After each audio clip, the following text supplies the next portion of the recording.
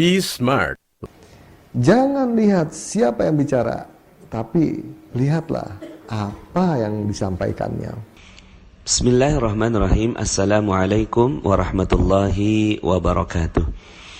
Alhamdulillah, bagaimana kabarnya Bapak Ibu semua? Semoga selalu dalam keberkahan, rahmat dan cinta dari Allah Subhanahu wa taala, sehingga hidup Anda penuh dengan keberkahan, penuh dengan kemuliaan, penuh dengan kejayaan, kekayaan dan keberkahan berlimpah ruah ke dalam kehidupan Anda.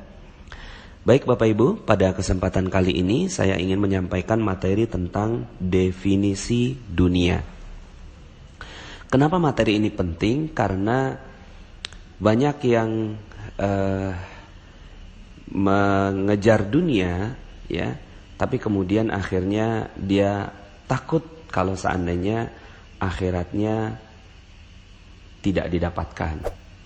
Akhirnya apa yang terjadi, ya, ketika dia pergi ke tempat-tempat kerja, dia diminta untuk mencapai target, kemudian bekerja keras, mengejar dunia, mengejar gaji, mengejar komisi, dan mengejar hal-hal yang nyaman dalam kehidupan dunia. Tapi kemudian ketika dia datang ke masjid, ya, di masjid diminta untuk meninggalkan dunia, fokus pada akhirat dan seterusnya. Sehingga akhirnya terjadi yang namanya kalau bahasa saya koslet, ya Bapak Ibu, ya, kebingungan pada diri umat Islam. Sebenarnya apa yang boleh dan apa yang tidak boleh dikejar dalam kehidupan dunia ini, ya. Seperti misalnya saya mengkhususkan diri membahas tentang materi magnet rezeki. Dan magnet rezeki ini memang saya memotivasi para pembaca saya, ya, atau pendengar saya untuk juga mengejar kehidupan dunia. Tapi kemudian akhirnya ada yang juga mengatakan, kok Pak Nas ngajakin orang ke dunia sih, apa nggak takut nanti di akhirat nanti ditanya oleh Allah Subhanahu wa taala, begitu ya. Terus kemudian banyak orang yang mau kaya tapi takut nanti kalau di akhirat kekayaannya malah membuat dia terlambat untuk masuk ke dalam surga Allah Subhanahu wa taala. Dan banyak sekali dalil-dalil yang menyebutkan tentang hinanya dunia. Seperti misalnya ad-dunya sijnul mu'min wa jannatul kafir. Dunia itu adalah penjara bagi orang mukmin dan surga bagi orang kafir, gitu ya. Kemudian ada dalil yang lainnya, demi zat yang menguasai diriku, sesungguhnya dunia itu lebih hina bagi Allah daripada kambing ini bagi pemiliknya. Seandainya dunia itu seimbang di sisi Allah dengan sayap seekor nyamuk, niscaya Allah tidak akan memberikan minum kepada orang kafir dari dunia walaupun seteguk air. Begitu. Ada dalil yang lainnya, barang siapa mencintai dunianya, niscaya ia akan membahayakan akhiratnya. Dan barang siapa yang mencintai akhiratnya, niscaya ia akan membahayakan dunianya. Maka utamakanlah apa yang kekal daripada apa yang binasa. Begitu. Kemudian ada hadis yang lainnya, ya, yang ini diriwayatkan oleh Abu Dunya dan Al-Baihaqi. Hubbud dunya ra'su kulli khati'ah. Cinta dunia adalah pangkal dari setiap kesalahan. Nah, bahasan-bahasan seperti ini, dalil-dalil yang seperti ini yang akhirnya membuat banyak sekali umat Islam yang takut mengejar dunia, gitu ya. Bagaimana tidak? Ya, hukumannya besar sekali di sisi Allah Subhanahu wa taala. Ayatnya di dalam Al-Qur'an itu banyak sekali, ya, ad-dunya mata', ya. Dunia ini adalah perhiasan, permainan, ya, dan seterusnya. Sehingga akhirnya ketika diajak, ya, untuk mengejar dunia, akhirnya banyak sekali yang mengalami ketidakkongruenan, gitu ya, ketidaksinkronan di dalam pikirannya, ya. Nah, Bapak Ibu, maka materi ini penting sekali untuk mendudukkan dunia, ya. Definisi dunia itu apa sebenarnya? Sehingga akhirnya kalau definisi dunianya kita sudah tahu, maka kita sudah mendapatkan gambaran yang jelas, yang mana yang harus dikejar dan yang mana yang harus ditinggalkan begitu. Apa itu dunia? Saya sering bertanya kepada banyak sekali teman diskusi saya, ya, atau misalnya di dalam masjid, di dalam majelis taklim, saya sering bertanya, ayo siapa yang tahu definisi dunia itu seperti apa? Ternyata banyak yang nggak tahu loh Bapak Ibu. Ketika saya tanyakan apa itu dunia, ada yang bilang dunia itu sementara. Loh, berarti kalau yang sementara itu apa? Mobil sementara, rumah sementara, istri sementara, suami sementara, anak sementara. Berarti itu harus kita jauhi. Ya, kalau itu dunia, maka itu harus kita jauhi. Nah, pertanyaannya, apa benar itu yang harus kita jauhi? Gitu. Masjid sementara, suatu saat nanti akan terjadi kiamat, gitu ya. Ternyata definisi bahwa dunia adalah sementara tidak tepat. Apa itu dunia? Dunia adalah apa yang kita lihat sekarang. Yang kita lihat di mata kita, yang terdengar di telinga kita, gitu ya. Terus kemudian, ya inilah sekarang dunia. Akhirat itu apa? Akhirat adalah sesuatu yang belum terlihat, belum ada. Nanti, suatu saat kita akan ke sana. Nah, sementara dalil-dalilnya banyak yang mengatakan bahwa dunia itu harus ditinggalkan. Pertanyaannya, apa benar apa-apa yang sekarang ini kita lihat dan kehidupan kita sekarang ini adalah harus kita tinggalkan seluruhnya? Ternyata tidak. Maka definisi kita tentang dunia ini, ya, ternyata tidak tepat. Ada juga yang mengatakan dunia itu ya uang, dunia itu kerjaan, dunia itu bisnis, dunia itu pasar gitu. Akhirat itu apa? Akhirat itu masjid, sholat, ibadah, ngaji gitu. Terus kemudian akhirnya dengan definisi seperti ini akhirnya betapa banyaknya umat Islam yang meninggalkan pasar, meninggalkan uang, meninggalkan kerjaan, dan akhirnya fokus ke masjid gitu kan. Fokus ke majelis taklim, fokus ke ilmu-ilmu dan seterusnya. Tapi apa yang terjadi? Yang terjadi akhirnya Jakarta gitu kan dikuasai oleh orang-orang yang nggak kenal agama. Ya, kota-kota besar dikuasai oleh orang mereka-mereka yang tidak paham agama. Kenapa? Karena definisi dunia kita adalah seperti itu. Bahkan betapa banyaknya saya menghadapi pertanyaan atau pernyataan begitu ya, bahwa udahlah nggak usah ngomongin uang, nggak usah ngomongin dunia gitu ya. Udah masih betapa banyak kitab yang belum kita baca gitu. Nah, sehingga akhirnya dalam definisinya dia bahwa kitab-kitab agama itu adalah akhirat, sementara pekerjaan itu adalah dunia. Nah, Bapak Ibu, ini adalah definisi yang berkembang di masyarakat. Kalau saya pun tanya kepada Bapak Ibu semua, coba sekarang, apa itu definisi dunia? Ternyata banyak dari kita yang tidak memahaminya. Nah, dalam materi ini saya ingin menyitir satu hadis yang tegas sekali menjelaskan tentang definisi ini. Sehingga akhirnya dengan definisi dunia ini kita jadi jauh lebih mudah dalam mendefinisikan apa yang harus kita kejar dan apa yang harus kita tinggalkan. Apa itu dunia? Dalam sebuah hadis Rasulullah SAW bersabda, ad-dunya mal'unah, mal'unun ma fiha illa ma kana lillahi minha. Dunia itu semuanya terkutuk. Ya, jadi dunia itu terkutuk. Terkutuklah apa yang ada di dalamnya kecuali yang ditujukan kepada Allah. Sekali lagi, dunia itu terkutuk dan terkutuklah apa yang ada di dalamnya kecuali yang ditujukan kepada Allah.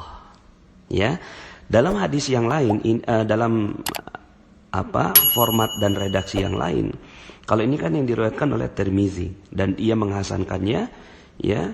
Nah, sementara Imam Ibnu Majah itu dengan tambahan illa zikrullah, kecuali mengingat Allah atau zikrullah, dan apa yang mendukungnya orang yang berilmu dan para penuntut ilmu. Nah, Bapak Ibu, ini definisi yang akan memudahkan kita, ya, akan memudahkan kita melihat apa itu dunia. Definisinya kuat sekali Bapak Ibu, ya, bahwa ternyata semua dunia ini terkutuk Bapak Ibu. Ya. Jadi dunia ini terkutuk. Apapun yang ada sekarang ini terkutuk. Tapi ada tapinya. Makanya Allah, ya, Rasulullah SAW itu menyebutkan kata illa, kecuali. Illa ma kana lillahi minha. Kecuali apa-apa yang ditujukan kepada Allah Subhanahu wa ta'ala. Maka dengan definisi ini, pegang aja Bapak Ibu definisi ini, bahwa dunia ini semuanya terkutuk kecuali yang ditujukan untuk Allah. Saya terkutuk Bapak Ibu. Saya ini terkutuk. Ya, karena saya bagian dari dunia sekarang ini. Kecuali bagian dari diri saya yang memberikan nilai tambah terhadap sesuatu yang mengajak kepada Allah Subhanahu wa ta'ala. Maka lisan saya terkutuk Bapak Ibu. Lisan saya terkutuk kecuali lisan yang mengajak kepada Allah Subhanahu wa ta'ala. Mata saya Bapak Ibu terkutuk kecuali mata yang ditujukan untuk Allah Subhanahu wa ta'ala. Waktu saya semuanya terkutuk Bapak Ibu, kecuali waktu yang saya tujukan untuk Allah Subhanahu wa ta'ala. Ya. Kemudian akhirnya dengan definisi ini Bapak Ibu, uang itu terkutuk. Uang itu terkutuk kecuali uang yang ditujukan untuk Allah Subhanahu wa ta'ala. Ya. Uang yang ditujukan untuk Allah apa? Ya, uang yang ditujukan untuk beribadah. Ketika dia makan, maka dia bisa berdiri untuk sholat. Maka uangnya menjadi uang akhirat. Ketika dia makan, lalu kemudian dia bersyukur kepada Allah, rezekinya rezeki yang halal. Maka uang ini menjadi uang akhirat, bukan uang dunia. Karena uang itu ditujukan untuk Allah Subhanahu wa ta'ala. Jadi Bapak Ibu, mobil itu terkutuk. Kecuali mobil, ya, bagian dari mobil itu yang ditujukan untuk Allah Subhanahu wa ta'ala. Kalau seandainya kita naik mobil supaya dipuji orang, lihat dong, saya ini hebat bisa beli mobil, maka mobilnya jadi mobil terkutuk Bapak Ibu. Tapi ketika, alhamdulillah ya Allah, terima kasih Engkau telah memberikan kepadaku sebuah kendaraan, maka jadikan kendaraan ini memudahkan aku untuk beribadah kepada Engkau, memberikan kebahagiaan untuk istri, memberikan kebahagiaan untuk anak, dan kemudian bisa beramal soleh, bisa menuntut ilmu, ya, bisa pergi ke tempat-tempat ibadah dan seterusnya. Maka mobilnya bisa menjadi mobil akhirat. Sebagaimana sendalnya Bilal bin Rabah. Seluruh sendal itu terkutuk. Tapi kenapa kok sendal Bilal itu masuk ke dalam surga? Ya, suatu ketika Rasulullah SAW itu mengatakan bahwa sendalnya Bilal sudah di surga, terompahnya Bilal di surga.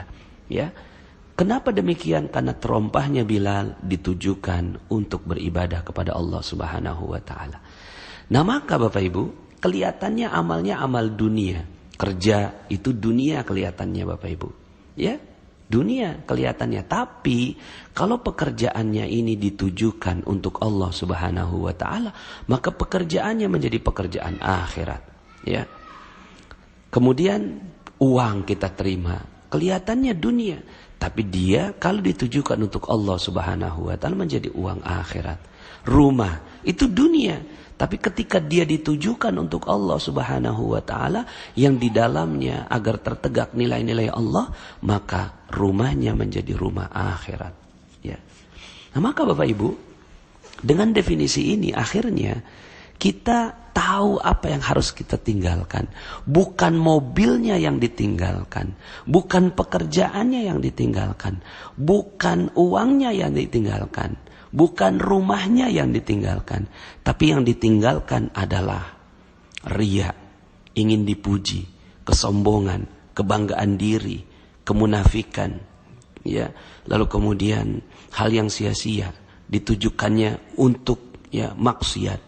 Tidak terdengar lantunan ayat suci Al-Quran di dalam sebuah rumah, ya. Lalu kemudian di dalamnya terdapat kemarahan, iri dengki, ya, sumpah serapah, janji palsu, ya, dan seterusnya. Nah, ketika itu yang terjadi dan ada di dalam sebuah rumah, mobil, harta, uang dan seterusnya, maka itulah yang menjadi bagian dari dunia yang harus ditinggalkan.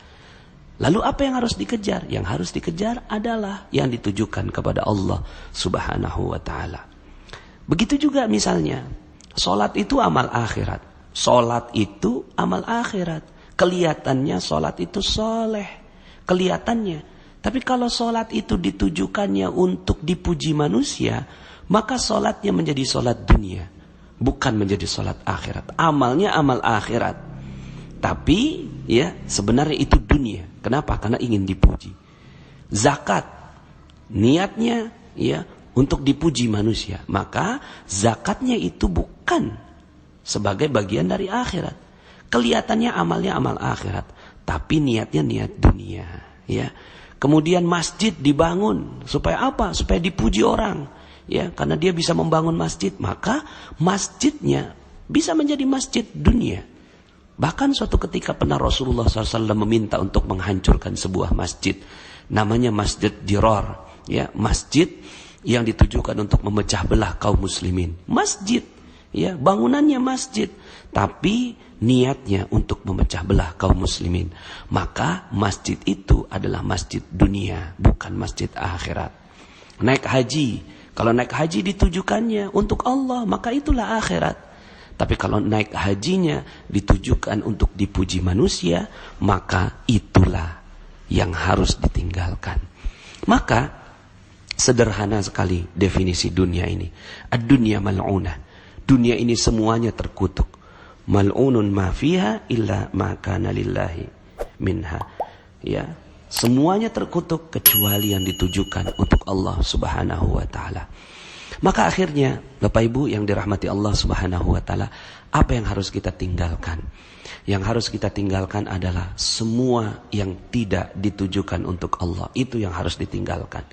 Semua yang tidak ditujukan untuk Allah dan yang digunakan atau dicapai atau dilaksanakan tidak dengan ketentuannya Rasulullah Sallallahu Alaihi Wasallam. Itulah yang harus kita tinggalkan.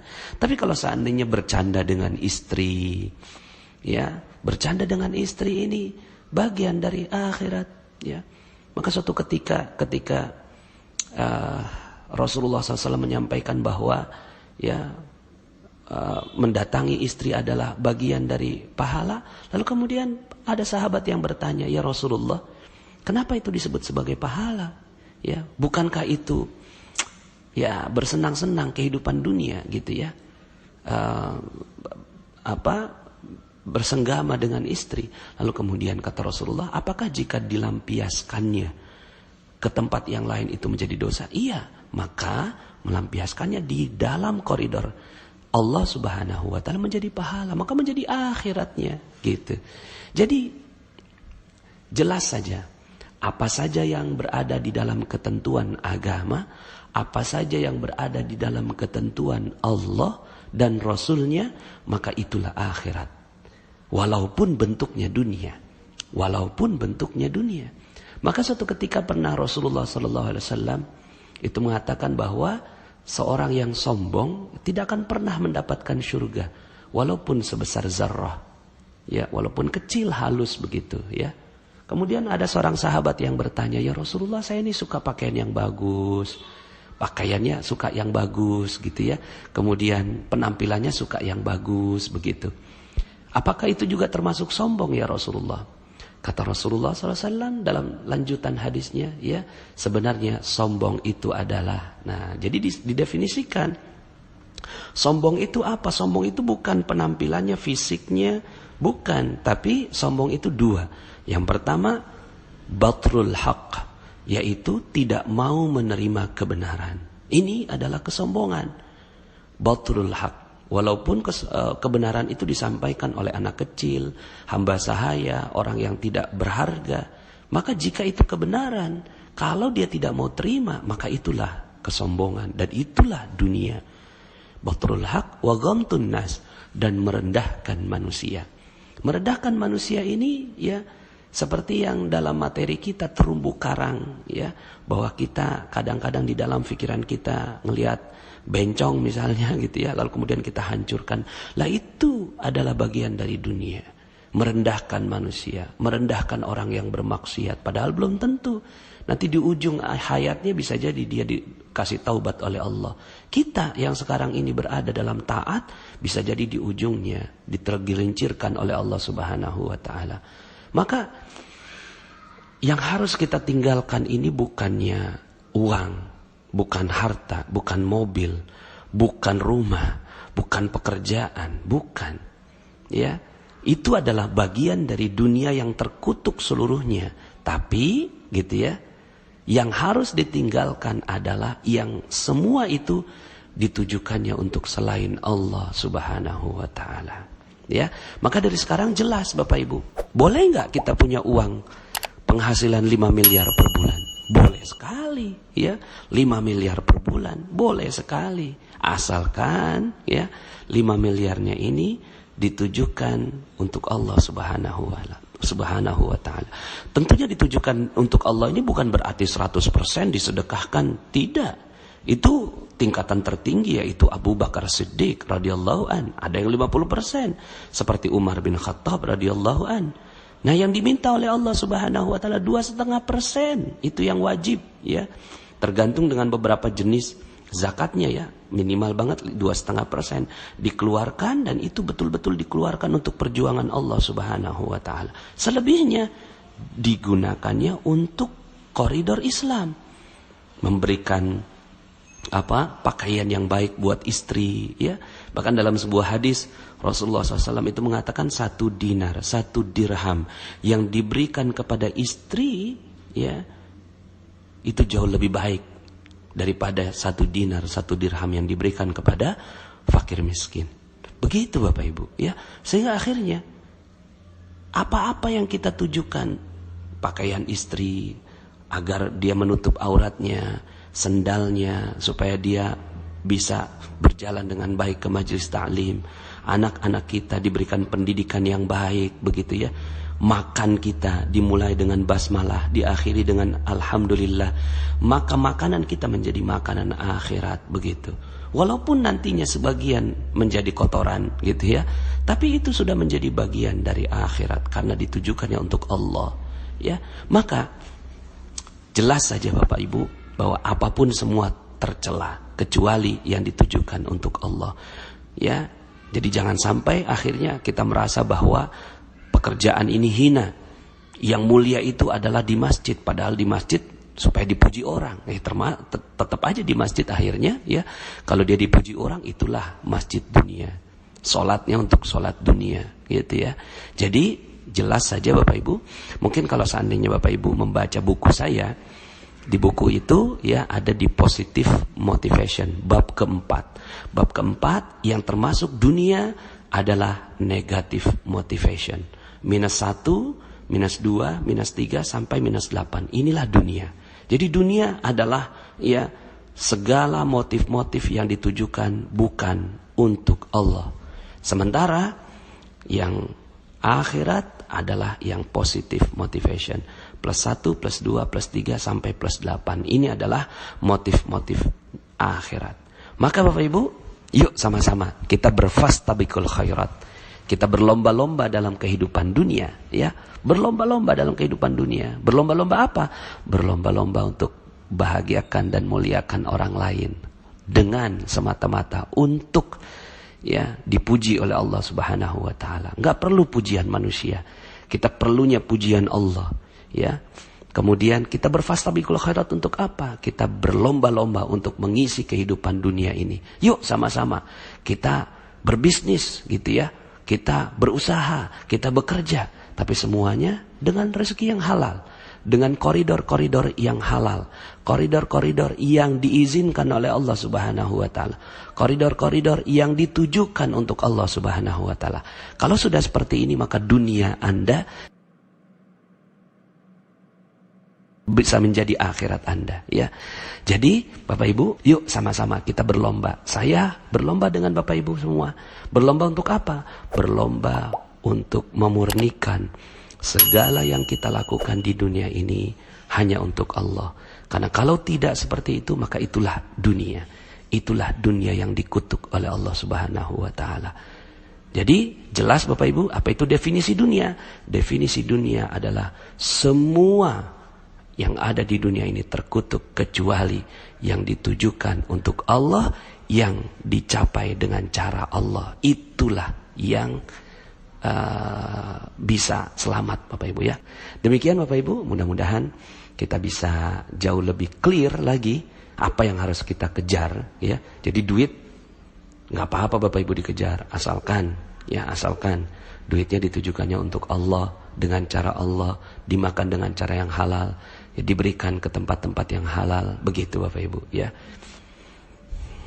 Itu adalah bagian dari agama juga. Jadi ya, agama bukannya nggak ngomongin uang, agama bicarakan uang, tapi uang yang akhirnya masuk dalam koridor agama. Terima kasih, mohon maaf atas segala kekurangan. Assalamualaikum warahmatullahi wabarakatuh. Hai guys, jangan lupa subscribe YouTube channelnya ya.